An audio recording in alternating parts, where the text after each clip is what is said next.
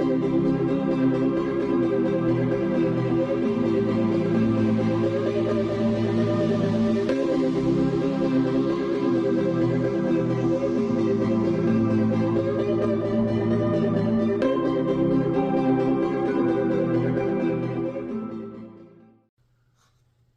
people. Morning to everyone. Cairo, once more for Christ. And we're going to talk a little bit about Demus. Demus, have you heard about this guy before? Fellow co-worker of Paul. Now, there's a passage that seems to resemble amphiboly, or amphiboly fallacy. It's meaning it's a grammatical ambiguity. It seems one way, but it could be the other way. You know, it's all the grammar, the syntax, and the grammatical construction is laid out. For instance, you say like, okay, let me go here in 2 Timothy 4. Verse 9, Paul said, be diligent to come to me quickly, for Demus has forsaken me, having loved this present world, and has departed from Thessalonica. Crescens of Galatia, Titus of Dalmatia, only Luke is with me. Get Mark and bring him with you, for he is useful to me for ministry. Now, I've heard a lot of people talk about this particular verse with Demus, and especially when it come on to the proponent or the adherent of the doctrine of once saved, always saved, which is not unbiblical. True believers in Jesus Christ will persevere to the end. That's for sure, and God keep them to the end.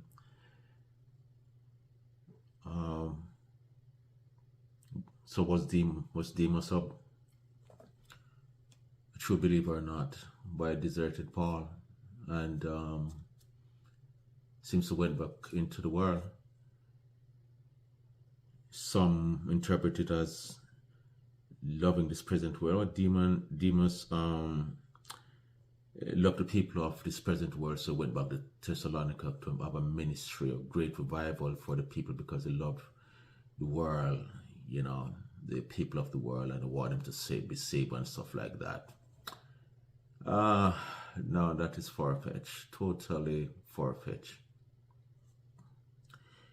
I think the qualifying phrase that makes it obvious that Demus renounced his faith is that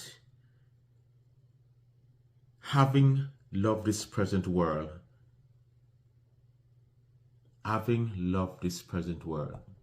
he deserted Paul because he loved this present world.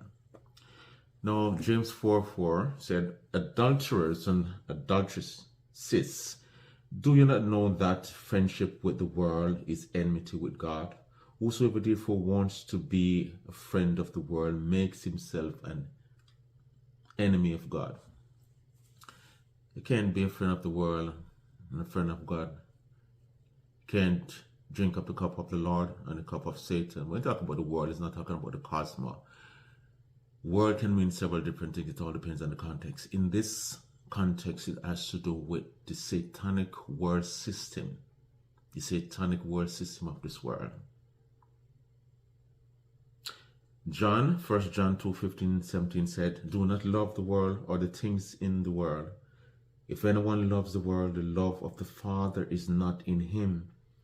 For all that is in the world is the lust of the flesh, a sinful nature, the lust of the eyes. Satan always entices us through what we see, things are attractive and so on. And the pride of life, or arrogance, or condescension, or superciliousness. You know, we love human being, love to show off in many ways, If you have a few little things, you believe that you're better than people. You're better than no one. No one is better than anyone. It doesn't matter what you have. You can be as arrogant as you want, but where does that get you? Get you nowhere. We have to believe. It doesn't matter what ideology or philosophy. The teaching, the theology, divine theology is greater. Divine theology says you came in this world with nothing, and you're leaving this world with nothing. The only thing that will follow you after that is what you have done in this life, whether good or bad. You're going to be judged for it. That's the only thing. So why not make your possession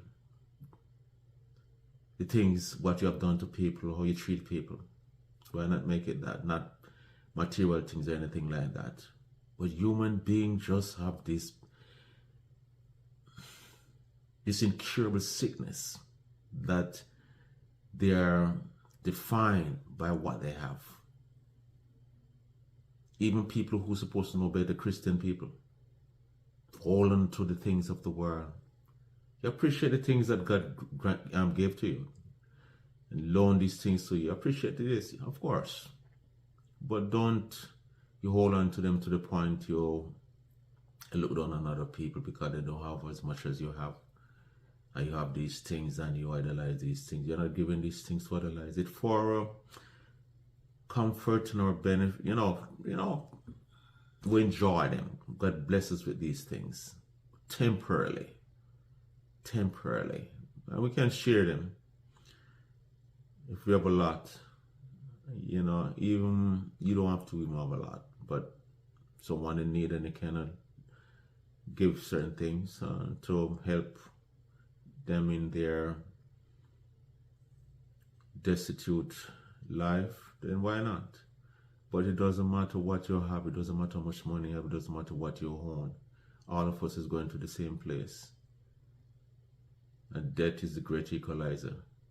And it doesn't matter, you can bury all your possession with you going to leave. You see, the Pharaohs, they leave all of these things, think they care. They're going to take all these things and they part way in the underworld. And all of these things, gold and all of these things left behind in this world where grave robbers take them. Crazy people. So the lust of the flesh, lust of the eyes, the pride of life is not of the Father, but is of the world, and the world is passing away, and the lust of it, and he who does the will of God, but he who does the will of God abides forever. Sic transit gloria, Monday. Sic transit gloria, Monday. That's a Latin word meaning, so is the passing of this world. The glory of this world will pass away. This world is temporary. It's temporary. And everything in it is going to pass away, come to an end one day. Burn in fire. The eternal world is the permanent world. More substantial, firm, will not be shaken again. But this world is a contingent, temporary, fallen world. And all of these things that we accumulate in this life, including yourself, if you don't trust God, you're going to pass away with it. Only those who do the will of God. I love that. The will of God is very important. Everything that a Christian does is supposed to revolve around the will of God, not my will. I was bought with a price. You were bought with a price. You own nothing. Everything belongs to Christ. You live for him. You breathe for him. You talk for him. You sacrifice your life for him. It is his will, not mine, not yours. If you really is a born-again believer, you have to believe this. That you are bought with a price. You don't own anything. Your body, nothing belongs to you anymore. You're a slave to Christ. We are a slave to Christ. We are bond servant to Christ. So we carry out God's, everything that we do is according to God's will. Must be in alignment, in conformity with God's will. If not, then we're not his. Simple. You can't be a Christian and think you're some maverick or some lone wolf McQuay, want to go off on your own on a tangent and do your own things and still believe that you're a Christian contrary to the will of God. No. No, no, no, no, no, no, no. Christ bought us. He redeemed us with his blood. He owns us. Everything. So, in Matthew 13:22, now he who received the seed, the gospel, among the thorn is he who hears the word and cares of this world and the deceitfulness of the riches choke the word and he becomes unfruitful. Same in Luke 8:14. It's read a little bit differently. Now the ones that fell among the thorn are those who, when they have heard, go out and are choked with the cares, riches, and pleasures of this life, and bring no fruit to maturity. His fruit died a burning. Died a burning. As it started growing, bam, it's dead. Yet the will, you know what the will of the Father is? Not that we bear some fruits, but that we bear much fruits. That's the will of the Father. The good soil Christian, when the word and the words get inside of us, internalize, and we live according to God's will, and we bear fruit, we bear a lot of fruits. And we are grounded in God forever. Not temporarily, not 56 years down the line we say, you know what, I can't bother with this Christian thing, I can't bother with God anymore. No. You're until you're dead. That is what true, that's defined true believers. When you live until you're dead in Christ, you have overcome. You made it. Don't bow, none of us can boast. We have to ask God every day to give us strength to live. Many people walk with Christ for a specific time and then just, you know, I can't bother with this Christian thing, I can't bother with Jesus thing. Demus was one of these people. He was a thorn believer, not a good side. He was a thorn believer. He was a part of Paul's ministry. Read about in Colossians 4:14, Philemon 24. He was sending greeting, and then all of a sudden he deserted Paul. And a lot of people believe that because it's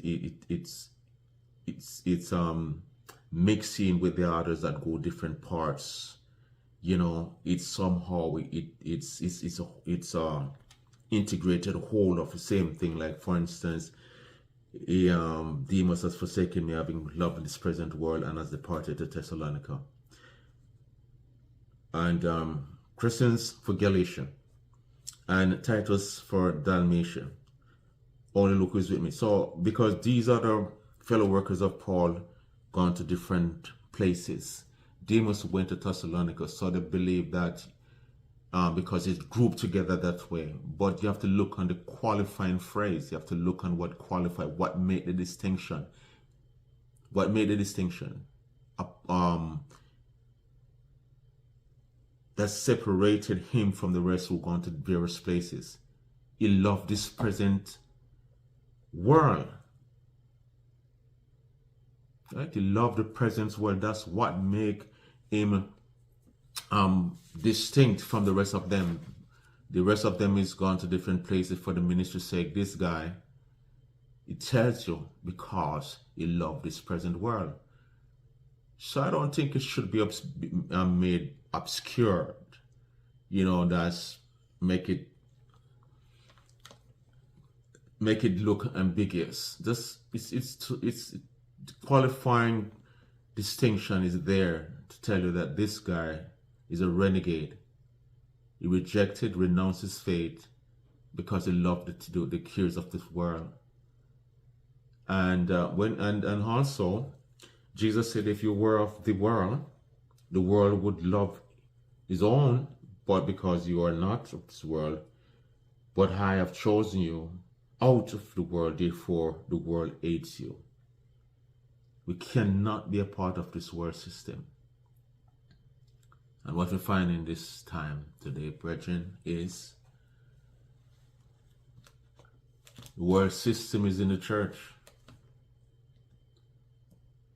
You know, the world, look on it. The world is in the church, and what's supposed to be in the church is out in the world. There's a flip. The world be more saintly than those who are in the church right now, because those who are in the church right now are not saints. The things that majority of the things that you see in the world and those people carrying out these things have nothing whatsoever to do with God. It's all about their own agenda. It's all about their sinful nature, the pride of life, the deceitfulness of riches, the things that what did John said out of this? He said, these are what you find in church: the lust of the eyes, the lust of the flesh, and the pride of life. These three things dominate the places they call church today. Those outside the world, what's supposed to be the world, they're more saintly. The world is more saintly than Christendom. Check it out. Look at it. Every day. We can't keep up. Bible-believing Christian cannot keep up with these things. What we see, to counter them, to bring the message, to tear them down. They're so plentiful. But we must remain at the vanguard of the battle and tear them down whenever we see them. Thank you. May I continue with God and be strong and be faithful. Let us not be like Demus. Let us be the good side Christian. Persevere to the end. Thank you very much. Remember to subscribe, share, comment. Out.